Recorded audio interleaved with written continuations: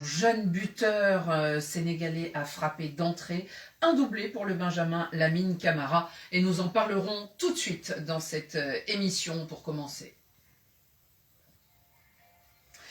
D'ici peu, le Cameroun et des Lions qui veulent rester indomptables seront défiés par le Sili national de Guinée. Attention aux surprises des Lions sans leur capitaine et buteur fétiche Vincent Aboubakar, sans aussi André Onana, le gardien, même s'il est déjà sur place à Yamoussoukro. En face, il n'est pas sûr que le buteur magique Serhou Guirassy, récemment blessé, débute. Il y aura aussi, après cette confrontation, les Fennecs d'Algérie qui joueront leur premier match face aux Palancas Negras d'Angola, les hommes de Belmadi, un peu revanchards. Et puis nous essaierons, si le temps nous le permet, de revenir sur le week-end d'ouverture, où des gros ont déjà vacillé. Heureusement pour la fête en Côte d'Ivoire, les éléphants étaient au rendez-vous, vainqueurs dès l'ouverture. Et pour évoquer ces sujets, je vous présente mes invités du jour. En place, nous avons l'ancien international guinéen Ibrahima Traoré. Bonjour Ibrahima. Bonjour Annie. Merci de faire votre retour dans Radio Foot et à point nommé. Aujourd'hui, c'est important, vous êtes là avant et après puisque nous aurons une deuxième émission. Alors pour pimenter tout cela, on a invité un Camerounais face à vous. Le match commence déjà dans le studio de Radio Foot International. Bonjour Rémi Ngono. Oui, bonjour Annie, bonjour à tous les téléspectateurs qui sont actuellement sur la page. Rémi, notre lion éternel, mais qui sait aussi être très critique que les lions, se cache, ou en tout cas s'illustre. Voilà. Et puis, Monsieur Philippe est là dans la place. Bonjour Monsieur Philippe. Enfin quelqu'un de neutre. Ça fait du bien. Neutre, celui-là. Salut l'arbitre. Absolument. Ça va vous plaire. Bonjour Madame Annie. Bonjour Philippe Doucet. Merci à tous donc de nous suivre. Merci à David Finzel qui m'a aidé à préparer cette émission. L'actualité est tellement débordante qu'on a besoin d'être plusieurs pour avoir les idées bien en place. Et Laurent Salerno, notre maestro, est toujours là à la réalisation. Radio Foot, c'est parti.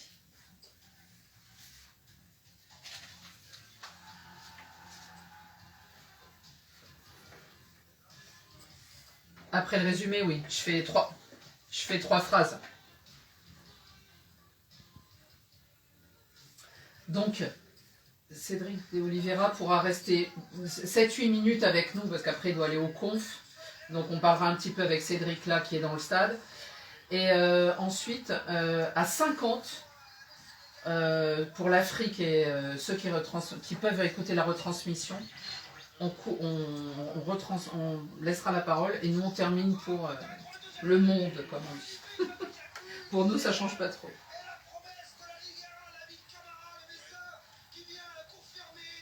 Le match est commenté sur place. Pardon ? C'est commenté sur place.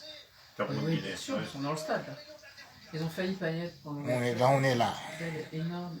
On est là. L'accréditation. Une heure avant, il n'y avait pas la ligne. Ouais, on est là, les gars. Enfin, il y a... C'est la canne.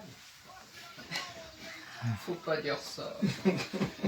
Ça fait partie du truc. Ouais, c'est vrai qu'à la Coupe du Monde, ça se passe pas. D'ailleurs, théoriquement, on n'emploie pas de technicien dans les stades. Nous espérons qu'il y aura les images aujourd'hui. Attention. Les champions sortants entrent du bon pied dans la compétition. Les Lions de la Teranga n'ont pas failli ni eu peur des regards portés sur leur groupe et sur leurs ambitions dans ce derby régional. Sénégal-Gambie, n'oublions pas. Ils sont frères, en tout cas ils se partagent le même territoire, on va dire. Ce match disputé donc à Yamoussoukro, dans le stade Charles-Konan-Banny, a vu les Lions s'imposer par 3-0. Cédric de Oliveira, bonjour. Ou rebonjour pour ceux qui écoutaient la retransmission. Cédric, un petit jeune, a déjà gagné sa place dans les rangs de ces lions et il s'appelle Lamine Camara.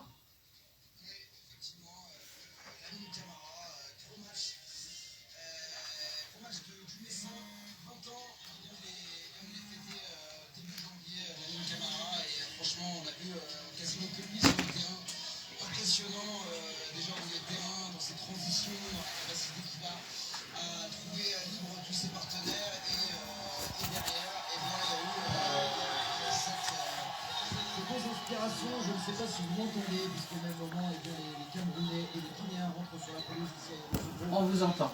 Mais et donc il y a eu ces deux inspirations qui ont montré toute cette justesse technique, toute cette audace aussi.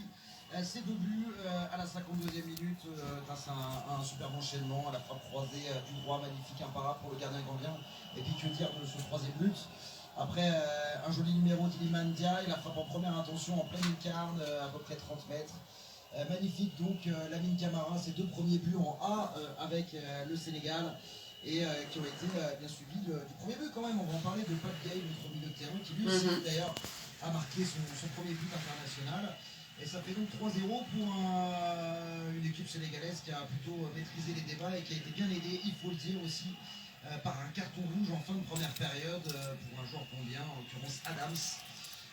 Les Gambiens qui ont fait un peu ce qu'ils ont pu, mais ils sont tombés sur une équipe sénégalaise qui était tout simplement trop forte et qu'il faudra certainement suivre un bon bout de temps dans cette compétition. Ibrahima Traoré, quand on est champion en sortant, qu'on arrive sur le terrain, on se souviendra évidemment de la dernière CAN et de l'Algérie, hein, très attendue avec ce beau titre qu'elle avait remporté du côté de l'Égypte, et puis qu'on tombe d'entrée, c'est compliqué. Là, on dit qu'il y avait la pression sur la Côte d'Ivoire d'entrer dans ce match inaugural, dans cette fête qui donne un peu le là de la fête de la CAN dans le pays hôte. Et bien là, en l'occurrence, le Sénégal n'a pas failli non plus, et c'était un peu le premier défi peut-être. Oui, premier défi, mais on sait très bien que le Sénégal, ils ont une façon de jouer qui est un peu à l'européenne. Moi, ça me fait beaucoup penser à l'équipe de France qui joue peut-être pas le meilleur football, mais qui sait ce qu'il faut faire pour arriver justement au bout des compétitions. Donc le Sénégal gagne contre la Gambie. C'est juste normal pour moi. C'est normal. Ouais, bon, Philippe, elle gagne, mais elle marque des buts en plus, parce que c'était peut-être un peu le côté un peu faible de l'équipe du Sénégal jusqu'à présent. Ça manquait d'enthousiasme devant les buts, on va dire, en dehors de Sadio Mané. Ouais, bah, on se rappelle du premier tour l'an dernier, enfin l'an dernier, il y a 2 ans pour la dernière CAN, où le premier tour avait été très difficile. Ils avaient marqué un seul but, c'était qualifié petitement, premier quand même du groupe, mais un peu à l'arrache devant la Guinée d'ailleurs. Tout était un petit peu à l'arrache, c'est un peu limité, alors avec un effectif qui était très perturbé. Il y avait le Covid, des blessures, enfin, il y avait plein de choses très perturbantes, certes. Mais là, je trouve que c'est une entrée en matière quand même très, très séduisante pour le Sénégal. Je ne m'attendais pas à ce qu'il soit tout de suite prêt. On sait tous qu'il n'y a eu aucune préparation pour cette CAN, hein. Soyons clairs, personne n'a pu... Depuis le 1er janvier, Philippe. Oui, enfin bon, même pas le 3, donc c'est-à-dire les équipes ont eu une semaine, et pour des équipes comme le Sénégal où tous les joueurs viennent de l'étranger, c'est-à-dire néant, quoi, préparation néant. Donc je m'attendais à un temps d'acclimatation, un temps pour rentrer dans cette compétition, peut-être une petite victoire sur la Guinée, en calculant un peu, non, sur la Gambie, pardon. C'est un lapsus. Ça viendra. La confrontation. Mais la Guinée, c'est en 8e de finale, pardon, j'ai oublié. Non, mais... Voilà, bon, donc je pense que c'est quand même assez convaincant de la part du Sénégal. C'est un acte fort, ils sont quasiment qualifiés. Hein. Avec les histoires de troisième qui se qualifient, une victoire et 3-0, autant dire qu'ils sont déjà qualifiés. Mais enfin bon, il vaut mieux être premier que troisième. Rémi, avez-vous été séduit ou convaincu par cette équipe du Sénégal? Oui, je peux dire que l'équipe du Sénégal, par rapport à la CAN 2021, elle était beaucoup plus cohérente, elle était beaucoup plus disciplinée, beaucoup plus sûre d'elle. Elle était posée et j'ai constaté que c'était une équipe qui était aussi tactiquement assez bien huilée, surtout dans un système de 3-4-3 qu'on ne s'attendait pas. On n'a pas souvent vu le Sénégal évoluer ainsi. Et surtout aussi, j'avais des inquiétudes par rapport à leur buteur, puisque Boulaïdia, qui n'était pas là, je me suis dit comment est-ce que ça va se passer au niveau de l'attaque, mais l'animation offensive a été assez bonne. Mais c'est vrai également que j'ai été un peu surpris par quelques petites erreurs de placement de Koulibaly, et même parfois il est un peu paniqué. Donc pour moi, je crois quand même que cette équipe du Sénégal a beaucoup de potentiel, mais on ne peut pas complètement la juger dans la mesure où justement aussi, la Gambie a joué pratiquement en infériorité numérique, mais on a quand même constaté que d'ailleurs, cette équipe de Gambie aurait pu même égaliser, n'eût été une véritable... Bon, Donc, de toutes les façons, c'est pour ça que je dis que l'équipe du Sénégal, pour l'instant, pas d'inquiétude, elle est qualifiée, elle a assuré. Bon, un match sur 3. Vous voyez, Cédric, ici, on est très optimiste. Un match sur 6, j'ai envie de vous dire, un match sur 6, ils sont déjà qualifiés les Sénégalais. Oui. Mais c'est sûr que, oui, c'est quand même très bien parti. Ouais. Démonstration d'entrée. Vous envoyez un message aussi à la concurrence dans le groupe. Exactement. La concurrence aussi des autres équipes, en tout cas des autres favoris, des autres prétendants au titre. Là, c'est vrai que, et encore tout le monde n'était pas là, on rappelle qu'il y a des Saguet, Fodé Balotelli, comment tous ces joueurs sont un petit peu incertains, ou en tout cas ils ont été préservés plutôt, c'est ce que l'UCC disait hier en conférence de presse. Voilà, ça laisse augurer quelque chose de plus serein pour la suite, en tout cas un peu plus de joueurs à sa disposition. Et du coup, il va pouvoir nous montrer ça dès vendredi face au Cameroun. Cédric, une dernière question pour vous avant de vous laisser aller voir les joueurs justement en sortie de terrain. Est-ce qu'on se posait des questions sur l'état de forme de ceux qui ne jouent plus dans les grands championnats, en tout cas les championnats européens, et il y en a pas mal dans cette équipe du Sénégal. Est-ce que vous les avez trouvés en jambes? Bah écoutez, je suis assez d'accord avec Rémi. Kalidou Koulibaly, j'ai pas été très, comment dire, Convaincu par ce qu'il a montré après. Sadio Mané, bon, il a joué un peu à sa main et surtout, on disait avec Joseph-Antoine Bell durant la retransmission, c'est quand même un joueur qui est au-dessus du lot, ça se voit. Il est capable de mettre tout son talent au service de son équipe. J'ai pas senti un Sadio Mané très emprunté. Et Edouard Mendy a fait son match. Alors certes, il n'a pas non plus beaucoup de choses à faire. Deux frappes, une au début de match, une en seconde période, il les a sorties. Bon, j'ai envie de vous dire, voilà, contrairement à tout pareil pour Abdou Diallo, même s'il n'a pas marqué, il a quand même participé au jeu. Il a été notamment à l'origine aussi d'un magnifique mouvement en première période, un jeu à 3 avec Sadio Mané, la petite talonnade derrière pour Abdou Diallo, pour Ismaïla Sarr. Honnêtement, je les ai trouvés plutôt en jambes, petit bémol pour Kalidou Koulibaly. Merci beaucoup d'avoir été en direct avec nous, Cédric de Oliveira, et bonne continuation dans votre marathon du jour. Philippe, vous aussi, vous les avez trouvés en jambes, ces joueurs qui sont partis dans ce qu'on nomme les championnats exotiques. Alors, peut-être que ça fait pas si longtemps, et puis ils étaient déjà au parfum pour ce qui était du climat, pratiquement de la chaleur. Oui, mais je crois qu'on en fait beaucoup là-dessus. Il n'y a plus la différence d'avant. Avant, oui, c'est vrai, quand on partait dans le championnat chinois, le championnat saoudien ou autre, qatari, quand on avait 35 ans, il y a quelques années, oui, évidemment, on ne pouvait pas s'attendre ensuite à ce que le joueur soit dans sa meilleure forme. Évidemment, c'était une sorte de retraite dorée. C'est plus le cas aujourd'hui. L'Arabie Saoudite, c'est compétitif. Et depuis quelques années, on a vu des joueurs revenir de ces championnats-là. Et quand ils revenaient, ils rejouaient en Europe, et puis quel était le problème? Non, ils avaient toujours le rythme, et ils n'étaient pas du tout décatis, et c'était pas fini pour eux. Avant, oui, on ne revenait pas, on partait à 35 ans et c'était fini. Non, là c'est des joueurs de 30 ans, 31, on Mané un petit peu plus, mais c'est des joueurs qui sont encore tout à fait compétitifs. Parlons des buteurs, Ibrahima Traoré. On a Pape Gueye, le joueur de l'OM. Alors lui, il n'était pas en Arabie Saoudite, mais ça fait plusieurs semaines qu'il était au repos. Voilà, au repos forcé, certainement à l'entraînement, mais au repos forcé. Il ne pouvait pas, pour des raisons de contrat et de punition contre l'OM, il n'a pas pu jouer jusqu'à présent. Là, c'est lui qui marque le but d'entrée, et c'est un joli but, même si le deuxième de Lamine Camara est très beau. Ouais, c'est surtout la bonne nouvelle pour Aliou Cissé. C'est-à-dire qu'il y a des joueurs qu'on n'attendait pas forcément titulaires, des joueurs qui n'ont pas joué longtemps, comme c'est à l'instar de Gueye, qu'on n'a pas vu toute la saison parce qu'il était évidemment suspendu. Le petit Lamine Camara aussi qui rentre dans l'équipe, qui met un doublé. Donc ça, c'est la bonne nouvelle. C'est un nouveau système, comme a dit Rémi, qu'on n'a pas l'habitude de voir, notamment avec le Sénégal, à 3, qui a déjà bien fonctionné.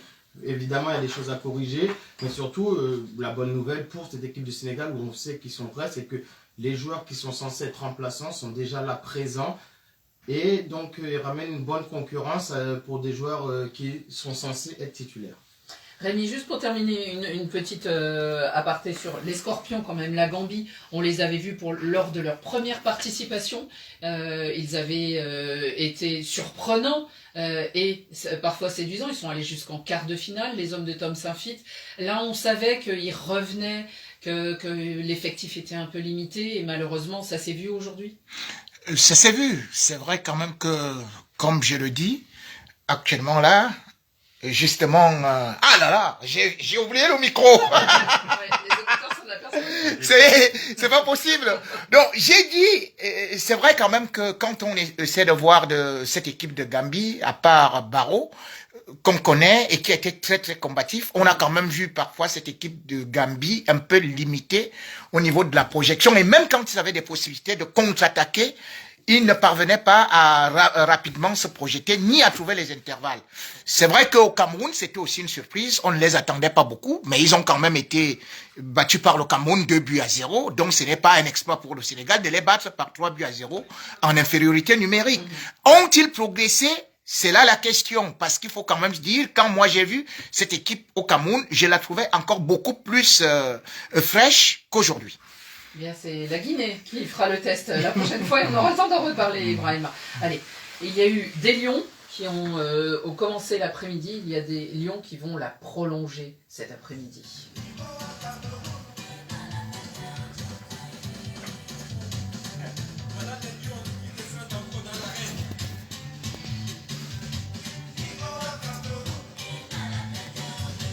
Attention. Et Rémi déjà au rythme dans ce studio alors que les lions indomptables ne sont pas encore rentrés sur la pelouse. Ce groupe C si impressionnant, donc avec le Sénégal et la Gambie et le Cameroun avec la Guinée qui se retrouve tout à l'heure sur la pelouse de ce même stade. Dans ce studio donc, un lion indomptable, on en témoigne, il est vraiment indomptable. Et puis, un homme du Sili qui lui aussi a du poids. On le sait et on l'a vu sur les terrains il y a quelques années. Alors les lions, Rémi, c'est le là peut-être d'une compétition qu'il faut réussir. Eh bien, on ne peut pas se rater d'entrée, même si votre, allez, je l'appellerai le buteur fétiche. On se souvient encore de son coup d'éclat contre le Brésil à la Coupe du Monde. Vincent Aboubakar s'est blessé. Il ne sera pas là, il sera sur le banc. Mais il est toujours là dans la compétition. Mais en tout cas, les Lions, tout à l'heure, vont commencer contre la Guinée sans lui. Les Lions vont commencer sans la Guinée, mais nous pouvons aussi dire que la Guinée peut aussi commencer sans Guirassy.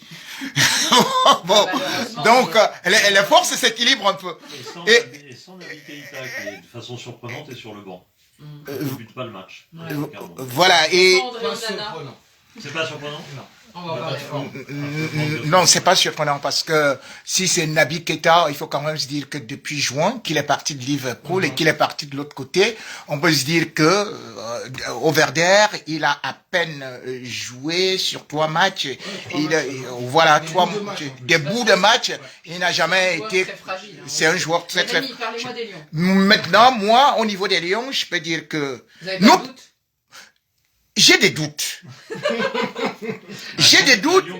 Mais la seule chose, c'est que c'est l'historique que jusqu'à présent me fait encore respirer. Parce que quand j'essaie de regarder, je dis, mais est-ce que la Guinée nous a souvent battus? Ah, j'ai dit non, la Guinée ne nous a pas souvent battus, même si elle nous a bousculés. Il faut quand même se dire qu'au niveau de la CAN, ou bien au niveau des confrontations, c'est vrai que la Guinée peut-être a réussi à battre le Cameroun 2 fois. C'est vrai que la Guinée a réussi à nous barrer la route en 79 pour aller à la CAN au Nigeria. Parce que justement, la Guinée nous avait donné 3-0 à domicile. Et puis, au retour, Roger Mila avait égalisé. Et puis, au tir au but, on avait été éliminé. À part ça, cette Guinée-là, qui était très très forte à cette époque, il faut l'avouer, elle n'a pas réussi à nous avoir. Mais cependant, en match de poule, il faut se le dire, ça a souvent été des matchs nuls. C'est-à-dire que en 2015, en 1998, ça a souvent été 1-1 et 2-2. Donc pour moi, aujourd'hui, la Guinée est en train de jouer son atout, c'est-à-dire chercher absolument à avoir 1 point. Le Cameroun cherche à avoir ses 3 points. Alors, mon gars, comment est-ce que toi tu fais? Alors on voit que Rémi a le même maillot que les Camerounais qui sont en train d'arriver à la Coupe du Monde. En tout cas, vous avez celui de la Coupe du Monde au Qatar, Rémi. Nous voilà, on arrive. André Onana est dans le groupe, même si il est bien arrivé sur place parce qu'il n'a pas eu de chance ce matin. Son avion n'a pas pu se poser à Yamoussoukro parce que la ville était enveloppée d'un épais brouillard. Il n'y a pas qu'en France qu'il y a du brouillard en hiver, il y en a aussi là-bas. Et il est arrivé par la route à Yamoussoukro. Les Guinéens... Il n'est pas sur le banc du coup, mais bon, ça change rien. Il est dans le groupe, mais oui, il mais il n'est pas sur le banc. Non, mais il n'est même pas sur le banc. Oui, non, mais bon. Il est avec ses camarades psychologiquement, mais bien sûr. Il est arrivé ce matin, il a joué hier avec son équipe. Alors Ibrahima, parlons de ces Guinéens. Eux aussi, donc on le disait, sans leurs meilleurs éléments. Alors on va mettre un S, même si Naby Keïta éventuellement, si on en a besoin, peut rentrer. Cette sélection, où en est-elle? On l'avait laissée en quart de finale à la dernière CAN à Yaoundé. Huitième de finale, pardon. Elle était deuxième du groupe et elle était allée jusqu'au premier match éliminatoire. Comment va votre Sili?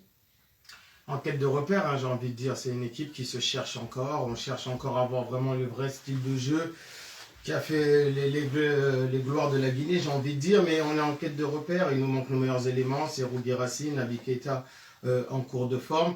Donc voilà, c'est un très bon match, mais ce qui me rassure, c'est que la Guinée a réussi notamment bien contre les grandes équipes. Le problème, c'est quand c'est des équipes qui sont...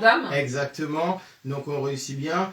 Donc, je suis très confiant, moi, pour aujourd'hui. Vous cherchez plus qu'un point, quand même. Ah non, mais oui, c'est Rémi qui a dit qu'on cherche un point. Je suis convaincu qu'on va prendre les 3 points aujourd'hui parce que, évidemment... Vous allez les surprendre? Ouais, je pense. Parce que le Cameroun est beaucoup moins fort que ce que c'était dans ces dernières années. Donc oui, je suis très optimiste et je pense que vraiment, la Guinée, même si on est en quête de repères, je pense que la Guinée, aujourd'hui, oui, va s'imposer. Alors Philippe, qui est l'arbitre de ce match entre Rémi et Ibrahima dans le studio, comment voyez-vous, vous, cette rencontre? Parce que c'est vrai que la Guinée, je dirais, surprend toujours et plutôt agréablement dans cette compétition. Non, pas toujours. Dans les premiers tours. Non, pas toujours, parce qu'on attend beaucoup de cette équipe. On est exigeant avec la Guinée, on pense toujours qu'elle peut aller loin, et malgré tout, quand même, depuis pas mal d'années, c'est pas le cas. Il n'y a pas eu vraiment de performance notoire de la Guinée depuis bien longtemps. Et oui, ça passe le premier tour, oui, ok, bon, mais on attend plus, quoi. On pourrait raisonnablement attendre davantage. Bon, maintenant, c'est pas l'équipe qui est la mieux armée, hein, c'est pas le Sénégal. Hein, mais le fait qu'elle ait conservé son sélectionneur, comme maintenant quand même commence à le faire des équipes africaines, hein, qu'on travaille sur le long terme, est-ce que Kaba Diawara, c'est en leur faveur, un avantage? Oui, avec une nuance quand même, c'est que c'est des soubresauts permanents malgré tout. C'est-à-dire qu'il a été conservé, mais à un moment enlevé, mais à un moment remis. Ah ben non, mais on va refaire un appel d'offres, etc. Bon, ça c'est un peu déstabilisant et finalement, je suis pas sûr que la continuité soit le mot qu'il faille employer. Mais de fait, il est là maintenant depuis un bout de temps. Enfin, un bout de temps, c'est pas... Depuis sa deuxième CAN, disons. C'est pas le bout du monde non plus. Ça fait un peu plus de 2 ans qu'il est là. Mais contrairement à ce que... Non, moi, je trouve même pas... Je trouve qu'il est fragilisé. Parce que d'ailleurs, vous vous souvenez qu'il y a eu un remaniement au niveau du staff, avec Paquier, par exemple. Il y avait les pros Paquier, il y avait les pros Diawara. Et finalement, il a eu... En fait, il n'a jamais été vraiment installé en tant que numéro 1. Voilà. Le dit Philippe, c'est-à-dire qu'il a été mis là parce qu'il y a eu le problème avec DJC. Ensuite, on l'a enlevé. Ensuite, on l'a remis. C'est parce qu'il n'y avait pas aussi de fédération qui était là. Il y avait un Connor qui était en place. Donc, c'est pas le choix, Kaba Diawara, c'est pas le choix d'un président pour une vision au long terme, pour de vrai. Non, c'est ce que et vous voyez donc, même avec votre équipe et votre effectif, bien évidemment, je peux quand même dire qu'aujourd'hui, l'équipe du Cameroun, même quand elle n'est pas donnée, toujours très forte sur le papier, mais au niveau de la CAN, le Cameroun ne déçoit pas souvent. Même en 2017, tout le monde disait que bon, le Cameroun manque de tout le monde là, on n'avait pas nos meilleurs atouts. On se souvient qu'il n'y avait pas Choupo-Moting qui avait dit qu'il ne venait pas. André Onana avait dit qu'il ne venait pas. On savait que ceci et cela, et voilà. Donc, on manquait de 7 titulaires, 8 titulaires en puissance, hein, mais on est allé au bout. Qui est le capitaine aujourd'hui, Rémi? Le capitaine, Parce que Vincent Aboubakar, il est blessé. Le vice-capitaine n'est pas appelé. appelé. Choupo-Moting n'est pas là. C'est Zambo Anguissa. Zambo Anguissa. Normalement, ça devrait être Andro Nana. Normalement. Parce que Andro Nana, mais malheureusement, Sans jouer, c'est difficile. ah oui. C'est à lui qu'on a remis le drapeau. Hein. Ah, c'est à lui qu'on a remis le drapeau. Et même en 2017, il ne jouait nulle part. Hein.